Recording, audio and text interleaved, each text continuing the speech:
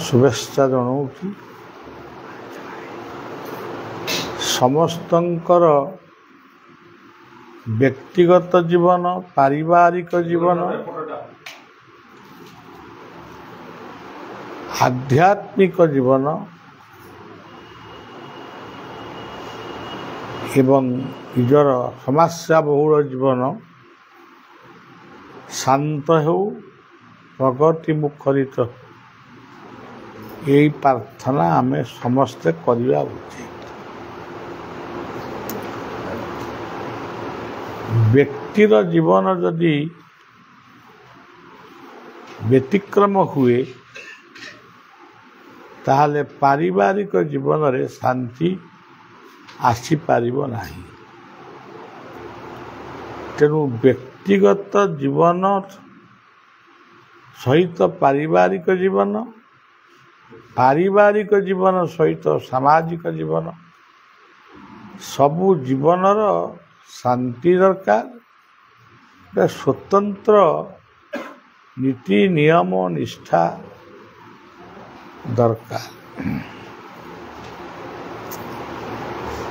आज आमर दो मासिकिया गोटे गस्त आमर रही। आज आम संबलपुर आम संघ आश्रम रे आम एकत्रित होइचे। ये सबू सुजोग हठात आसे नहीं, पुणी हठात भी आसे। एठारे आसिबाकू प्रबल इच्छा थिले मध्य ये पाहाच चढ़ाटा मते गोलमाल कर मोर आंठुरे गोटे सामान्य आघात टिके हवा परे मु गोटे गोशाला उद्घाटन करने को जाइथिली। गोशाला उद्घाटन पूर्वरु गोटे षंढ मानकू रखिकिरी से माने सुंदर भाव ट्रीटमेंट कर गोटे षंढर गोड़ नहीं ताकू खाइबा को दौरान आउ गोटे षंढ कोमा स्टेज रे पड़ी हलचल नहीं तथापि तार सेवा हमने कर मत यही दृश्यटा एते भल लगिला जे आमे सनातनी हिंदू आमर केते गुड़िए पूजा आमर जीवन रे नित्यांत जरूरी। ता भीतर गो पूजा गो रक्षा होची आमर जीवनर गोटे संकल्प हिंदूर संकल्प। गंगा को पूजा करिबा बा स्मरण करिबा ये होची आउ गोटे संकल्प। माँ को पूजा करिबा बापा को पूजा करिबा ये मध्य आउ गोटे संकल्प। गीता बा वेद वेद तो आम एते बड़ ग्रंथ आम पढ़ी पारिबा नहीं। गीता पढ़िबा किंबा भागवत पढ़िबा ये सब गोटे गोटे हिंदू धर्मर संकल्प। गायत्री मंत्र जप करिबा ये होची हिंदूर आउ गोटे संकल्प। यही भली केतोटी संकल्प को नहीं हिंदू सनातन धर्म बहु पूर्वरु थिला आज भी अच्छी एवं अनेक दिन केते दिन पर्यंत रहिबो से कथा से ईश्वर को इच्छा। हिंदू धर्म को नष्ट करिबा पाई सनातन धर्म को नष्ट करिबा पाई केते रक्तपात सृष्टि हेची आपण माने इतिहास अनेक जानी थिबे जे न जानी थिबे पढ़िले जानिबे। कुकुड़ा को जेमती मोड़ा होची आमर सेमती हिंदू मान को सेमती सीधा सड़क भाव हाणी दिया होता। एते कष्ट भितर भी हिंदू ଧର୍ମ ବଞ୍ଚିଛି ଏବଂ ସନାତନ ଧର୍ମ ବଞ୍ଚିଛି। ସନାତନ ଧର୍ମର ଉଦାରତା ଆଉ କୌଣସି ଧର୍ମରେ ନାହିଁ।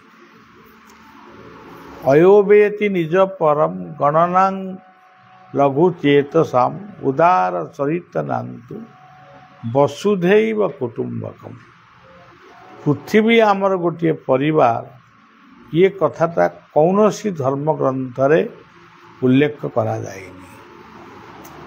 ସମସ୍ତେ ହିନ୍ଦୁମାନଙ୍କୁ ଆକର୍ଷିତ କରୁଛନ୍ତି ଯେ ଆମ ଧର୍ମକୁ ଆସ, ତମ ଧର୍ମକୁ ଛାଡ଼। ବଳିଆ ଜୀବନର ପ୍ରଥମ ଅବସ୍ଥାରେ ଏବେ ମଧ୍ୟ, ଏଇ ବର୍ଷେ 2 ବର୍ଷ ତଳେ ମଧ୍ୟ ହିନ୍ଦୁ, ମୁସଲମାନ, ଖ୍ରୀଷ୍ଟିଆନ, ବୌଦ୍ଧ, ଜୈନ, ଶିଖ ସମସ୍ତଙ୍କୁ ଡାକିକିରି ଆମେ ସବୁ ସଭା କରୁଥିଲୁ, ଏକାଠି ଭୋଜନ କରୁଥିଲୁ, ଏକାଠି ପ୍ରାର୍ଥନା କରୁଥିଲୁ। କିନ୍ତୁ ସେ ପ୍ରାର୍ଥନା ଏବେ ବି କରିବୁ, କିନ୍ତୁ ମନଟା ନିରସ ହେଇଗଲାଣି ଯେ ଆମେ ତ ତମକୁ ଡାକୁଛୁ, ତମେ ଆମ ସହିତ ବସ, ମିଶ, ଖାଅ, ପିଅ, ତମେ କାହିଁ ଆମକୁ ତ କେହି ଡାକୁନା। ମୋତେ କିନ୍ତୁ ମୁସଲମାନ ସମ୍ପ୍ରଦାୟ ଡାକନ୍ତି, ବଳିଆ ବାବା, ବଢ଼ିଆ ବାବା ଏକଥା କହନ୍ତି, ସେଇ ଷ୍ଟେଜରେ କହନ୍ତି, ତାପରେ ଯେଉଁ କଥାକୁ ସେଇ କଥା। ତେଣୁ ଏଇଭଳି କଥା। ଆମେ ସମସ୍ତେ ସନାତନୀ। ସନାତନୀ କହିଲେ ସତ୍ୟ, ସମନ୍ୱୟ, ସମୟାନୁବର୍ତ୍ତିତା, ଇଏ ସବୁ ହେଉଛି ସନାତନ ଧର୍ମର ସ-ଅକ୍ଷର ତତ୍ତ୍ୱ। ନାମ କହିଲେ ତୁମେ ଯେକୌଣସି ନାମ ଉଚ୍ଚାରଣ କର, ସବୁ ନାମର ପ୍ରତୀକ ହେଉଛନ୍ତି ଜଣେ। ଇଏ ହେଉଛି ସନାତନ ଧର୍ମର। ଏଇ ଯେଉଁ ଶବ୍ଦଟି ଆପଣମାନେ ଆମେ ଏଠି ଅନେକ ସମୟ ଧରି ପ୍ରାର୍ଥନା କଲେ, ପ୍ରାର୍ଥନାର ଶେଷରେ ଆମେ କ'ଣ କହିଲେ? ହରିବୋଲ। ହରିବୋଲ ଶବ୍ଦଟିକୁ ଆମେ ଉଚ୍ଚାରଣ କଲେ। ପ୍ରାର୍ଥନା ତ କରୁଥିଲେ, ପୁଣି ହରିବୋଲ ଶବ୍ଦ କାହିଁ ଆସିଲା? ଆମେ ଯେତେବେଳେ ହରିବୋଲ ପକେଇଲୁ, ସେତେବେଳେ ମା' ମାନେ ହୁଳହୁଳି ପକେଇଲେ। ଏଇ ହରିବୋଲ ଶବ୍ଦ, ହରିନାମ ସଂକୀର୍ତ୍ତନ ଯତ ଦୂର ଯାଏ, ଗୋହତ୍ୟା ବ୍ରହ୍ମହତ୍ୟା ଛାଡ଼ିଆ ପଳାଏ। ଏଇ ଗୋଟେ ରାମନଗର ନା କ'ଣ ଗୋଟେ ଏ ସାହିର ନାଁ ଦିଆହେଇଛି। ଏଥିରେ ବହୁତ ଲୋକମାନେ ଘର କରିଛନ୍ତି। ଆମେ ଯେତେବେଳେ ପ୍ରଥମେ ଏଠିକି ଆଇଥିଲୁ, ପାଣି କାଦୁଅ ଥିଲା। ସେ ଦିନର ବ୍ୟବସ୍ଥା ଆଜି ନାହିଁ, ଆଜି ପରିବର୍ତ୍ତନ ହେଇଯାଇଛି। କିନ୍ତୁ ଏଇ ଯେଉଁ ବ୍ୟବସ୍ଥାଟି, ଏଠି ଯେଉଁ ସତ୍ସଙ୍ଗଟି ହେଇଛି, କିଏ କହିପାରେ ଏଇଟା ବାବା ବଳିଆଙ୍କର ସଂଘ। କିନ୍ତୁ ବାବା ବଳିଆ କିଏ? କୌଣସି ବ୍ୟକ୍ତିର ସଂଘ, ଗୋଟେ ବ୍ୟକ୍ତି ନାମରେ ସଂଘ ଚାଲିପାରିବନି। ଆମେ ସମସ୍ତେ ସନାତନୀ, ହିନ୍ଦୁ, ଭାରତୀୟ। ତେଣୁ ଭାରତ କହିଲେ ଗୋଟେ ମହାନ ଶବ୍ଦ। ତାକୁ ଏମାନେ କେତେକ ଆକୁ ମାନେ ଜୋର ଜବରଦସ୍ତି ଇଣ୍ଡିଆ କରିଦେଇଛନ୍ତି। କିନ୍ତୁ ପ୍ରକୃତରେ ଏ ଦେଶର ନାମ ହେଉଛି ଭାରତ। 3ଟି ଭରତଙ୍କର ଆଦର୍ଶକୁ ନେଇ ଭାରତବର୍ଷ ଗଠନ ହେଇଛି। ଗୋଟିଏ ଭରତଙ୍କର ନ୍ୟାୟ, ଆଉ ଗୋଟିଏ ଭରତଙ୍କର ଆତ୍ମଜ୍ଞାନ, ଆଉ ଗୋଟିଏ ଭରତଙ୍କର ତ୍ୟାଗ। ରାମଙ୍କ ଭାଇ ଭରତଙ୍କର ତ୍ୟାଗ, ମୁଁ ଅଯୋଧ୍ୟାର ରାଜା ହେବିନି, ରାଜା ହେବେ ମୋ ବଡ଼ ଭାଇ। ଇଏ କ'ଣ କମ୍ ବଡ଼ ତ୍ୟାଗ? ଆଜିକାଲି ଏମିତି ଗୋଟେ ତ୍ୟାଗ କେଉଁଠି ଆପଣ ଦେଖେଇ ଦେଇପାରିବେ? ଅଛନ୍ତି, ସେଟା 2% କି 3% ଅଛନ୍ତି। ଭରତଙ୍କର ତ୍ୟାଗ, ଆଉ ଗୋଟିଏ ଭରତ ହେଉଛନ୍ତି ଶକୁନ୍ତଳାଙ୍କର ପୁତ୍ର ଭରତ। ହଁ, ଶକୁନ୍ତଳା ଦୁଷ୍ମନ୍ତ ଶକୁନ୍ତଳା ପୁତ୍ର ଭରତ। ତାଙ୍କର 7ଟି ପୁଅ ଥିଲେ।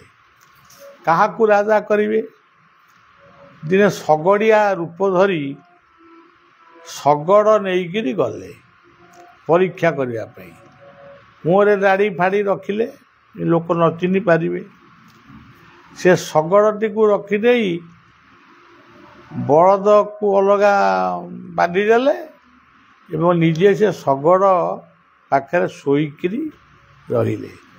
କ୍ଷତ ବିକ୍ଷତ ଦେହକୁ କ୍ଷତ ବିକ୍ଷତ କରିଦେଲେ।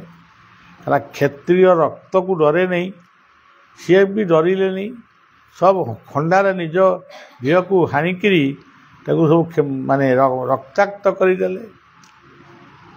ସେଇ ନିକଟରେ ଥିବା ବିଦ୍ୟାଳୟରେ ଗୁରୁକୁଳ ଆଶ୍ରମରେ ପିଲାମାନେ ସବୁ ପଢ଼ୁଥିଲେ। ଭରତଙ୍କର ପୁଅମାନେ ମଧ୍ୟ ସେଇଠି ପଢ଼ୁଥିଲେ। ସମସ୍ତେ ସେଇ ବାଟ ଦେଇ ଯାଉଥାନ୍ତି, କେହି ଭରତଙ୍କୁ ଅନଉନଥାନ୍ତି। କାହିଁକି ପଢ଼ିଛ? ଆଜି ବି ଆପଣମାନେ ଦେଖିବେ, ଯଦି ଆପଣଙ୍କ ଯିବା ବାଟରେ କୌଣସି ଗୋଟେ ମଣିଷ ମାନେ ଦରମଲା ହେଇକିରି ଛଟପଟ ହେଉଥିବ, ଆମକୁ କାଳେ ପୋଲିସ ଧରିବ କି କ'ଣ କରିବ ଏମିତି ଭାବିକିରି ଆମେ ଆମର ବାଟ କାଟି ଦେଇ ଚାଲିଯାଉଛୁ। କିନ୍ତୁ ଆମେ ଯଦି ତା ପାଟିରେ ଟିକେ ପାଣି ଦେଇପାରନ୍ତୁ କିମ୍ବା ତାକୁ ଡାକ୍ତରଖାନାକୁ ନିଅନ୍ତୁ, ହୁଏତ ସିଏ ସୁସ୍ଥ ହେଇଯାଇପାରନ୍ତା। କିନ୍ତୁ ଆମର ସେ ମାନସିକତା ନାହିଁ, ସେତେବେଳେ ବି ନଥିଲା। ଇଏ 7 ଜଣ ଇଏ ପୁତ୍ର ଗୁଡ଼ିକ ସେଇ ବାଟରେ ଯେତେବେଳେ ଗଲେ, ଭରତ ତାଙ୍କୁ କହିଲେ, ପିଲାମାନେ, ମୁଁ ଗୋଟେ ଶଗଡ଼ିଆ ଲୋକ, ଶଗଡ଼ ନେଇକି ଯାଉଥିଲି। ଇଏ ବଳଦ ଗୁଡ଼ାକ ତର୍କିକିରି ଇଏ ଶଗଡ଼କୁ ଭାଙ୍ଗିଦେଲେ, ଆଉ ମୋତେ ଫୋପାଡ଼ି ଦେଇଛନ୍ତି। ମୁଁ ଏଠି କ୍ଷତ ବିକ୍ଷତ ହେଇ ପଡ଼ିଛି। ଆପଣ ଟିକେ ସେ ବଳଦକୁ ଆଣିକି ସବୁ ଲଗେଇ ଦିଅନ୍ତୁ, ମୁଁ ତ ଚଲେଇକି ନେଇଯିବି। ଆଉ ସେମାନେ ଦାମ୍ଭିକ ଭାବରେ କହିଲେ, ଆମେ ରାଜପୁତ୍ର, ତୁମେ ଆମକୁ ଆଦେଶ କରୁଛ, ଆମେ ତମ ଶଗଡ଼କୁ ଉଠେଇବୁ, ତମକୁ ନେଇକି ଯିବୁ? ସେଇଟା ହେଇପାରିବନି। କି ଚାଲିଗଲେ। ତାପରେ ରାଜା ଭରତ ଦେଖିଲେ ଏମାନେ କେହି ସବୁ ଗୁଡ଼ାକ ଅଯୋଗ୍ୟ ପୁତ୍ର। ସେ କ'ଣ କଲେ, ତାଙ୍କ ପରେ ସେତେବେଳେ ଯାହା ଗୋଟେ ଥିଲା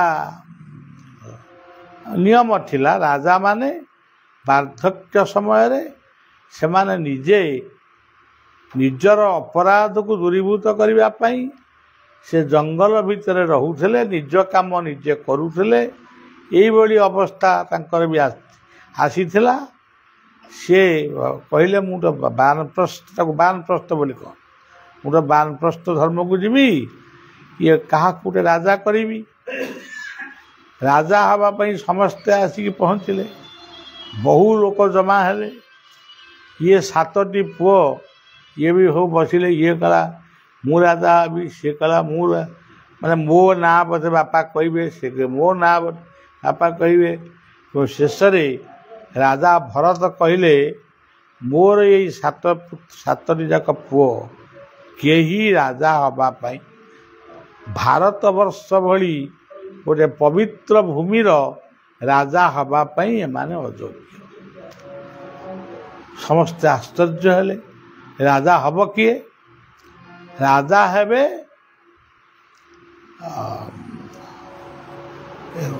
ସେ କିଏ, ତାଙ୍କ ନାଁଟା ଭୁଲି ଗଲି। ମାନେ ରାଜା ଆମର ଶାନ୍ତନୁ, ରାଜା ହେବେ ଶାନ୍ତନୁ। ଯେଉଁ ଶାନ୍ତନୁ ତାଙ୍କୁ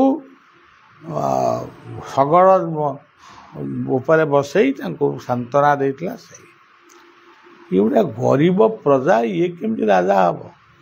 ନା, ଗରିବ ହେଲେ ମଧ୍ୟ ତାଙ୍କ ପାଖରେ ନ୍ୟାୟ ଅଛି। ତୁମେ ରାଜପୁତ୍ର ହେଲେ ବି ତମ ପାଖରେ ନ୍ୟାୟ ନାହିଁ।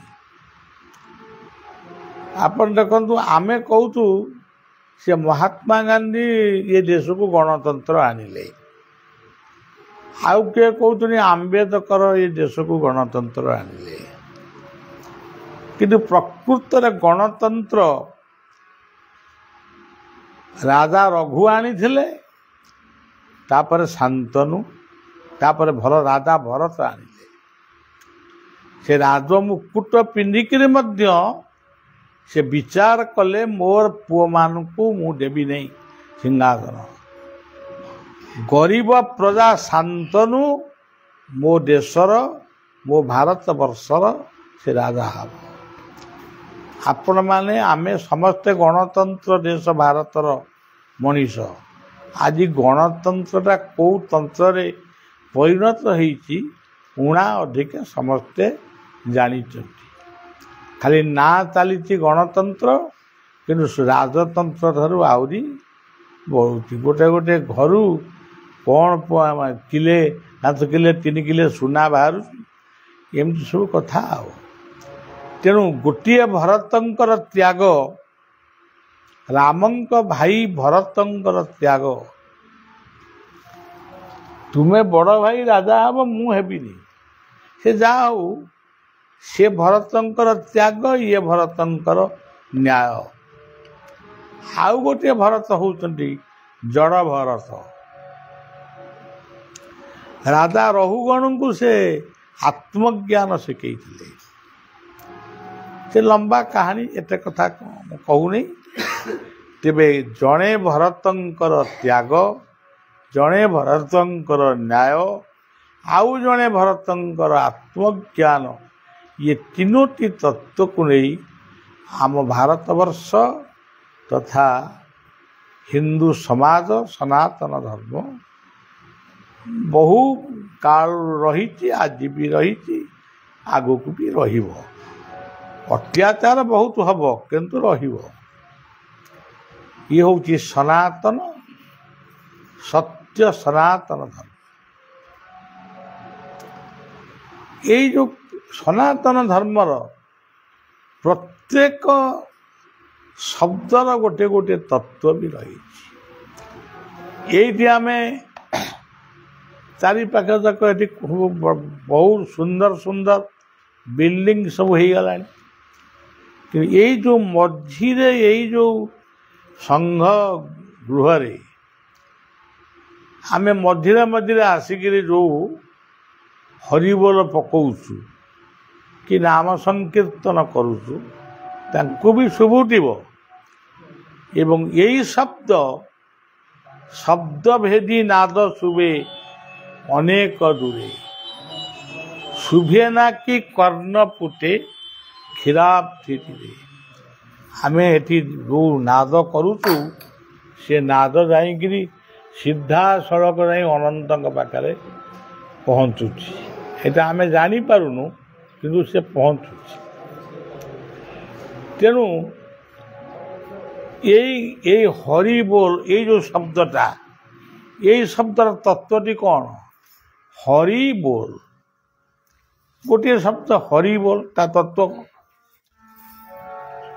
ସତ୍ୟରେ ନରହରି, ଯାହାକୁ ଭାଗବତ କହିଲେ ନମଇ ନୃସିଂହ ଚ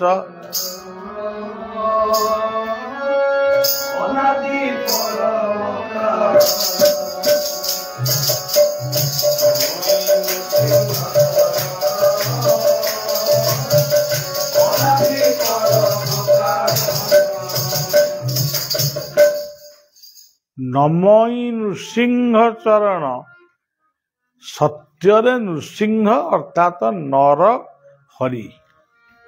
ହରି କହିଲେ ସିଂହ। ଆପଣମାନେ କହୁଛନ୍ତି ହରିବୋଲ, ହରିବୋଲଟା କହିଦେଉଛନ୍ତି, ହରିବୋଲ ତତ୍ତ୍ୱଟା କ'ଣ ତାକୁ ବି ଜାଣିବା ଦରକାର। ସବୁଆଡ଼େ ଆପଣ ଦେଖିବେ ହରିବୋଲ, ଏଟା ତା ମାନେ କ'ଣ ସେ କଥା କେହି କହିପାରିବେ। ଇଏ ଗଲା ନମଇ ନୃସିଂହ ଚରଣ, ଅନାଦି ପରମ। ତାପରେ ଆସିଲା ଗୋଟେ ତ୍ରେତୟା ଯୁଗ ବୋଲି କହୁଛନ୍ତି। ଯୁଗ ଅର୍ଥ ସମୟ, ତେଣୁ ସେ କୋଉଠି କେତେବେଳେ ତ୍ରେତୟା ଯୁଗ ଆଇଥିଲା କି ନ ଆଇଥିଲା ଆମେ ପ୍ରମାଣ କରି ପାରିବାନି। ସେଠି ଗୋଟେ ଭଜନ ହେଲା ରାମ ଲକ୍ଷ୍ମଣ ଜାନକୀ ଜୟ ଭକ୍ତ ହନୁ ରାମ ଲକ୍ଷ୍ମଣ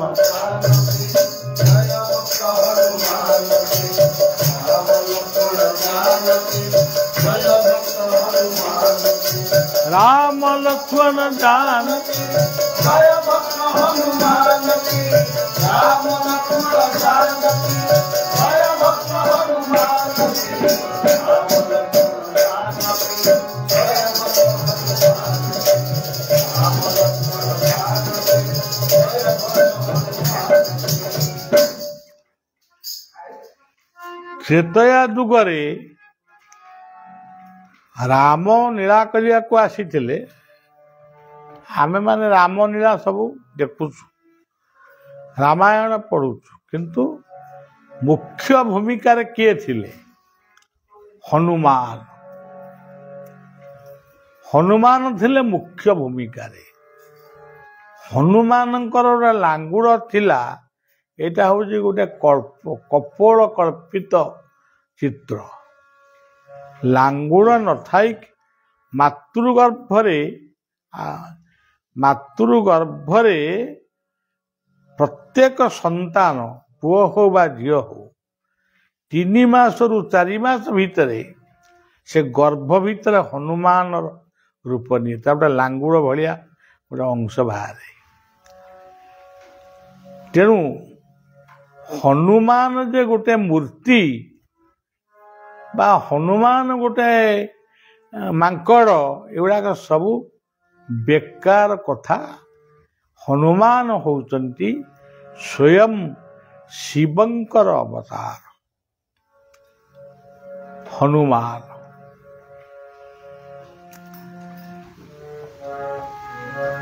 तेणु हरि शब्दर गोटे अर्थ गोटे शब्द अच्छी जमी सिंह हरि कहले मर्कट जेहेतु हनुमान गोटे मर्कट भली तांग रूप थिला मर्कट किन्तु से नथिले रूपटा मर्कट भली थिला आपण माने मन पकेबे हमर बौद्ध जिले में गोटे पिलाटे जन्म होता केते गुड़िया वर्ष तक होता पेपर रे बाहर टीवी रे भी बाहर से देखिया ठीक भालू भाया ताकू जी प्रथम देखीदब सी कह भालू तो ये मनीष नुह किंतु से मनीष भालूर आकृति से नहीं आसाला अनेक से कहले कि आमरी धर्म को टी मुठे धरी से जाम्बवान जन्म होती गले सेगुड़ा किसी कहनी ये हूँ गोटे भालू आकृतिर मनीष आ जाम्बवान कौन जन्म हेले तेणु राम हनु द्वापर जुगर जिते आसला से कृष्ण हो गले निजे हरि गोपी गोपाल मानकर अभिमान को हरण कले तांको पापताप को हरण कले कंस को मारी नाहांती कंस को तारिले तू गोटे बापा मुंडरू मुकुटा आनिक निजे पिंधि पकई कौन राजा हो औरंगजेब को टपिगला से तेणु ताकू तार समस्त अपराध को खंडन कले ताकू विश्वरूप देखेले कंस से टली पड़ला कहला अरे मु कौन क्या सांगे शत्रुता करी तेणु सेठी भगवान कृष्ण हेले स्वयं हरि ताकू केमिति कहउचंती अप्राकृत प्रेम जय राधा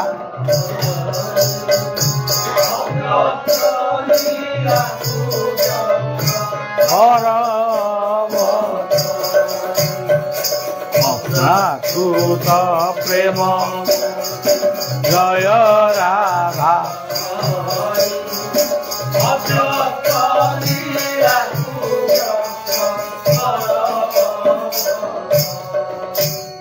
राधा हरि आता केमिति आसिला आम भागवतर केमिति आसिला नमहि नृसिंह चरण अनादि परम कारण लीला विधृत करे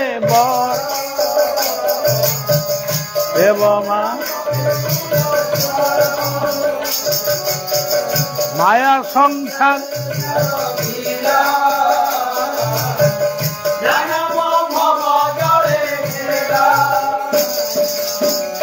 करुणा कटाक्ष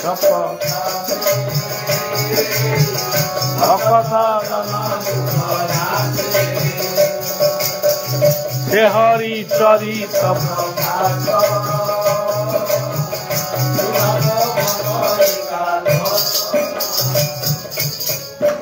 मातृ अपराध पितृ अपराध गुरु अपराध ये समस्त अपराध दूरीभूत हुए जे हरिंकर पादरे शरण तेणु कृष्ण उद्धव को कही भागवत कि लेखा है से हरि चरित प्रकाश यदि कृष्ण निजे हरि शब्द भितर अच्छा तापर आसला ये जो जुगटा ये जुगटा हूँ विज्ञान जुग आपको कहते कली जुग ये विज्ञान जुगर आप देखिए चैतन्य महाप्रभु जितेबाला आसिले ये लिखा है श्रीकृष्ण चैतन्य प्रभु नित्यानंद हरे कृष्ण हरे राम श्री राधे चैतन्य प्रभु नित्यानंद हरे कृष्ण हरे राम श्री राधे प्रभु कहले हरि बोल तो नित्यानंद महाप्रभु से प्रचार कले हरि बोल से प्रचार करथिले हरे मुरारे मधु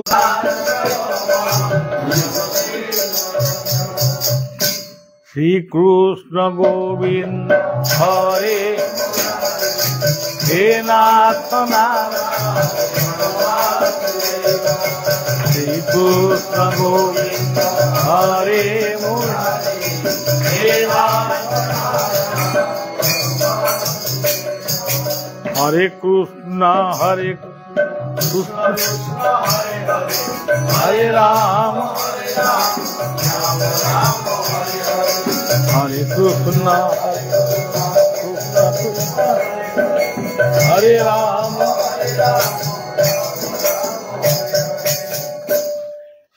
तेणु सत्य नृसिंह आप कहते हरि हरि बोल ये जो शब्दटी ये हरि बोल शब्द भितर मोर मानस गुरु नामाचार्य बाबा बाया मुझे बसी थाए से सब बड़े सबू कथा कहती शेषु कहनी हरिबर हरिबर मुझे यही गुटाक मोर गोटे दीक्षा है मंत्र मूलम गुरुर्वाक्यम पूजा मूलम गुरुर ध्यान मोक्षम ये हरिबोल शब्दटी गोटे गुरुंकर दीक्षा गुरुंकर सत्य नृसिंह कृपा त्रेतयारे राम हनुमान कृपा द्वापर राधा कृष्ण कृपा कलिजुगे निताई गौरांग कृपा लाभ करिवार ये नाम ये गुड़िक हूँ नाम से आमर बड़ बाबा जी राधारमण देव गोटे नाम प्रचार कले भजनिताई गौर राधे हरे हरे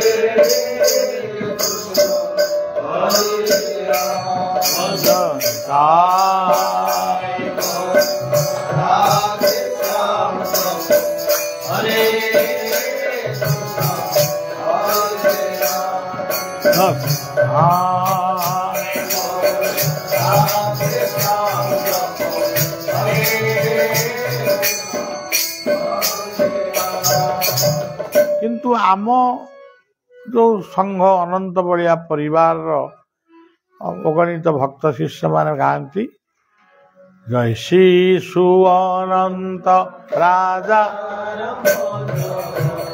ସତ୍ୟ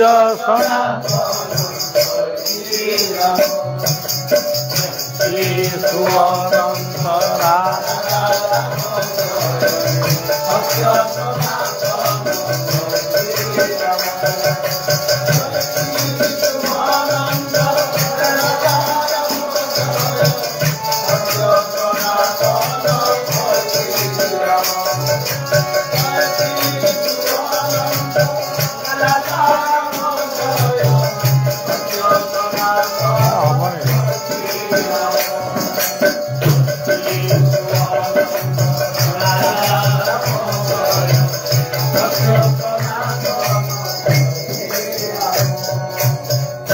ଶିଶୁ ଅନନ୍ତ କହିଲେ ସତ୍ୟରେ ନୃସିଂହ ଏବଂ ଶେଷଦେବ ଅନନ୍ତ, ତ୍ରେତୟାରେ ରାମ ଓ ଲକ୍ଷ୍ମଣ। ଶିଶୁ ଅନନ୍ତ, ଦ୍ୱାପରରେ କୃଷ୍ଣ ଆଉ ବଳରାମ, କଳିଯୁଗରେ ନିତ୍ୟାନନ୍ଦ ଆଉ ଗୌରାଙ୍ଗ, ଇଏ ସବୁ ଶିଶୁ ଅନନ୍ତ। ରାଜା ରାମ କହିଲେ ରାଜା ହଉଛନ୍ତି ଏ ଜଗତରେ ଜଣେ, ସିଏ ହଉଛନ୍ତି ରାମ। ସେ ଦଶରଥଙ୍କ ପୁତ୍ର ରାମ ବୋଲି ଆମେ ଭାବୁଛେ, କିନ୍ତୁ ରାମ କହିଲେ ଆନନ୍ଦ। ଆନନ୍ଦ ହିଁ ପ୍ରତ୍ୟେକ ଜୀବନର ରାଜା। ଯେଉଁ ଜୀବନରେ ଆନନ୍ଦ ନାହିଁ, ଯେଉଁ ଜୀବନରେ ଶାନ୍ତି ନାହିଁ, ଯେଉଁ ପରିବାରରେ ଶାନ୍ତି ନାହିଁ, ଆନନ୍ଦ ନାହିଁ, ସେଇଟା ହଉଛି ନର୍କ। ଆଉ ଯୋଉଠି ଦୁଃଖ ସେଠି ନର୍କ। ଜୟ ସତ୍ୟ କହିଲେ ସେଇ ପରମାତ୍ମା। ସନାତନ ହଉଛି ଆମର ଧର୍ମ। କଳ୍କିରାମ ହଉଛନ୍ତି ମହାପ୍ରଭୁ ଗୌରାଙ୍ଗ ସୁନ୍ଦର। ଏଇ ଯୋଉ କଳ୍କି ଆସିବେ, ହେଇ କଳ୍କି ଆସିଲେଣି, ଏ ସବୁ ହଉଛି ଗାଲୁଆଙ୍କର ବାରବାଟୀ ଚାଷ। ଏହା ସବୁ ବାହାସ୍ପଟ କଥା। ଏ ସବୁ କଥାରେ ବିଶ୍ୱାସ କରିବେ ନାହିଁ। ଟିଭିରେ ଆସୁଛି କଳ୍କି ବାବା କ'ଣ ଆଇଲେ, କ'ଣ ତୁଳସୀ ଚଢ଼େଇଲେ, ପୁଣି କୁଆଡ଼େ ଲୁଚିଲେଣି, ତାଙ୍କୁ ପୋଲିସ ଖୋଜୁଛି। ଏଗୁଡ଼ା ସବୁ କ'ଣ ତୁମେ କଳ୍କିରାମ ହେଲ, ଲୁଚିଲ କାହିଁକି? ପୋଲିସକି ଆସିକି ଧରି ପକେଇଲନି। ତେଣୁ ଏଗୁଡ଼ାକ ସବୁ ବାହାସ୍ପଟ କଥା। ଏସବୁ କଥାରେ ଆପଣମାନେ ବିଶ୍ୱାସ କରିବେନି। ମାଳିକା କହୁଛି କଳ୍କି ଆସିବେ, କଳ୍କି ଆସିବେ। ତେଣୁ ଏ ସବୁ କଥାର ଅଲକ୍ଷରେ କୌଣସି କଥା ତତ୍ତ୍ୱ କିଛି ନାହିଁ। ଏମିତି ଫାଣ୍ଟାଷ୍ଟିକ୍ କଥା ଏଗୁଡ଼ାକ। କିନ୍ତୁ ଆପଣ ନିଜ ଘରେ ସେଇ ହରିଙ୍କର ଗୁରୁ ଯେଉଁ ନାମ ଦେଇଛନ୍ତି, ଧରନ୍ତୁ ଗୁରୁ ଗୋଟେ ନାମ ଦେଲେ ଓମ୍, ବାସ୍ ସେତିକି ଯଥେଷ୍ଟ। ସେଇଆକୁ ସ୍ମରଣ କରିବି, ସେଇଆକୁ ମନନ କରିବି, ସେଇଆକୁ ଆଉ ଆଜି ଓମ୍ କାଲି ରାମ ଶ୍ୟାମ ଏତେ କଥା କହିବା କ'ଣ ଦରକାର ଅଛି? ରାମ ମନ୍ଦିରକୁ ଗଲ, ଓମ୍ କହି ନମସ୍କାର କରିବ। କୃଷ୍ଣ ମନ୍ଦିରକୁ ଗଲ, ଓମ୍ କହିଲ। ଜଗନ୍ନାଥଙ୍କ ମନ୍ଦିରକୁ ଗଲ, ଓମ୍ କହିଲ। ଧରାଯାଉ ତମ ଗୁରୁ ତମକୁ କହିଛନ୍ତି ସୀତାରାମ, ଯୋଉଠିକି ଗଲେ ବି ସୀତା।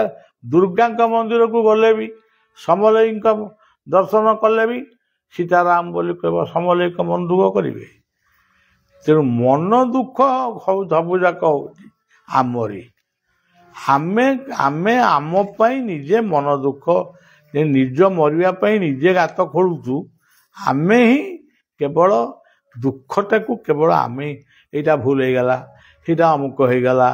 ଆରେ ଗୁରୁ ଯାହା କହିଲେ ସେଇଟାର ମନ୍ତ୍ରମୂଳ ଗୁରୁର ବାକ୍ୟମ୍। ଗୁରୁଙ୍କର ବାକ୍ୟକୁ ଜୀବନରେ ଯିଏ ପାଳନ କରେ, ସିଏ ପ୍ରକୃତରେ ଗୁରୁ ମନ୍ତ୍ର ଭଜନ। ଆଉ ସେଇଟା ତ କ'ଣ ବଳିଆ ଲେଖିଛି କି? ସେଇଟା ତ ବହୁ ପୂର୍ବରୁ ଅଛି। ତେଣୁ ଗୁରୁଙ୍କର ଶାନ୍ତିର ଦର୍ଶନ ଗୁରୁ ଦର୍ଶନମ। ଧ୍ୟାନଟି ଆପଣଙ୍କର ଯେଉଁ ବଡ଼ ଭାଇ ଥିଲେ ପ୍ରଫୁଲ୍ଲ ଭାଇ, ଇଏ ଧୁନଟି ତାଙ୍କ କଣ୍ଠରେ ଏତେ ସୁନ୍ଦର ହେଉଥିଲା ଲୋକ କାନ୍ଦି ପକାଉଥିଲେ। ସିଏ ମଧ୍ୟ ନିଜେ କାନ୍ଦିକିରି ଏ ଧୁନଟି ଗାଉଥିଲେ। ଆଜି ସେ ନାହାନ୍ତି, 2-3 ବର୍ଷ ହେଲା ସେ ଚାଲିଗଲେଣି, କିନ୍ତୁ ତାଙ୍କ କଣ୍ଠର ପ୍ରତିଧ୍ୱନି ଆଜି ବି ମୋ କାନରେ ବାଜୁଛି।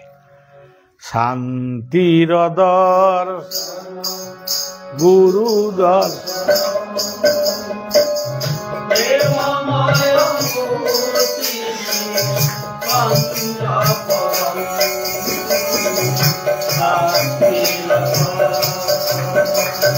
গুরু দর্শন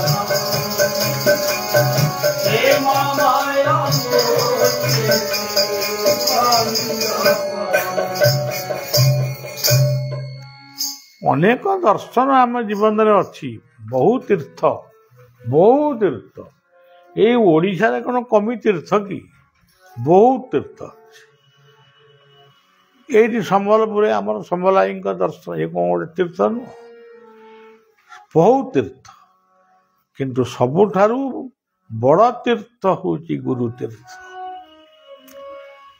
କେବଳ ତୀର୍ଥମାନଙ୍କୁ ପରିକ୍ରମା କରିବା ପାଇଁ ଯେଉଁ କୁହାଯାଇଛି, ତା ଦ୍ୱାରା ଜଳବାୟୁର ପରିବର୍ତ୍ତନ ହେଲେ ଦେହ ସୁସ୍ଥ ରହିବ, ମନରେ ପ୍ରଶାନ୍ତି ସୃଷ୍ଟି ହେବ। କିନ୍ତୁ ପ୍ରକୃତରେ ଗୁରୁ ତୀର୍ଥ ହିଁ ସର୍ବଶ୍ରେଷ୍ଠ ତୀର୍ଥ। ଗୁରୁ ଦର୍ଶନ ହିଁ ସର୍ବଶ୍ରେଷ୍ଠ ଦର୍ଶନ। କାରଣ ଗୁ କହିଲେ ଗୁଣ, ରୁ କହିଲେ ରୂପ। କାଲି ଜୋରନ୍ଦାରେ ଏଇ କଥା ମୁଁ କହୁଥିଲି। ଯେଉଁଠି ରୂପ ଅଛି ସେଠି ଗୁଣ ଅଛି, ଯେଉଁଠି ଗୁଣ ଅଛି ସେଠି ଗୋଟେ ରୂପ ନିଶ୍ଚୟ ଥିବ। ତେଣୁ ମାତା ଗୁରୁ, ପିତା ଗୁରୁ, ଜୟ ଗୁରୁ ଜୟ ଜୟ। କର୍ଣ୍ଣ ଗୁରୁ, ଜ୍ଞାନ ଗୁରୁ, ଜୟ ଗୁରୁ ଜୟ। ସଦ୍ଗୁରୁ, ମୋକ୍ଷ ଗୁରୁ, ସଦ୍ଗୁରୁ, ଜୟ ଗୁରୁ ଜୟ ଗୁରୁ। କେବଳ ଜୀବନରେ ଯେତେବେଳେ କିଛି ଆପଣଙ୍କର ଦୁଃଖ ଆସୁଛି, କେବଳ ଜୟ ଗୁରୁ ଜୟ ଗୁରୁ ଜୟ ଗୁରୁ ଜୟ ଗୁରୁ ଏତିକି ସ୍ମରଣ କଲେ ବି ଯଥେଷ୍ଟ। ହଉ, କଥାଟି ଏଇଠି ରଖିବା। ଆମେ ସେଇ ଜୟ ଗୁରୁ କୀର୍ତ୍ତନଟି କରିଦିଅ। ଆମ କଥା ଏଇଠି ବିଶ୍ରାମ ଦେବା। ଜୟ ଗୁରୁ ଜୟ ଗୁରୁ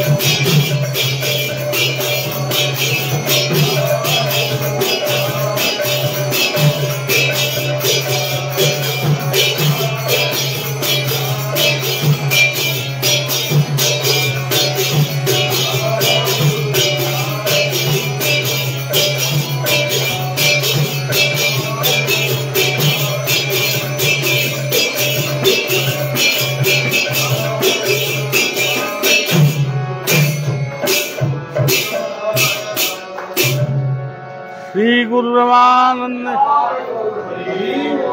जय जय श्री राज।